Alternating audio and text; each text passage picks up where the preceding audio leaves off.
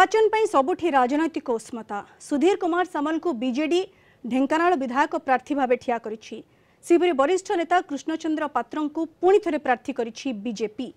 अन्यपटे कांग्रेस यह आसन में जड़े नुआ मुह को प्रार्थी करिछि। राजपरिवार दायद सुस्मिता सिंह देव को प्रार्थी करिछि दल। ढेंकानाल विधानसभा क्षेत्र विकास पई एही तीन नेता कौन कहउछंती शुणंतु।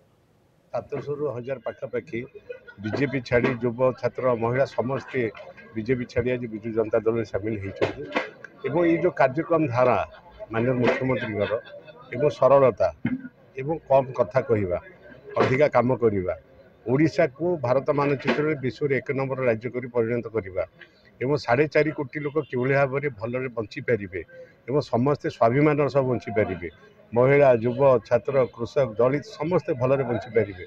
लोक मानकर गोटे भावना जे एथरक परिवर्तन करवा पूरा चेर परिवर्तन करवा कहीं 24 वर्ष भितर ढेंकानाल किसी उन्नतिमूलक काम होना आ 5 वर्ष भी जो विधायक रहिले से भी लोक को देखा ना काम ना कौन सी प्रकार सुविधा असुविधा लोक सहित देखा चाह ना।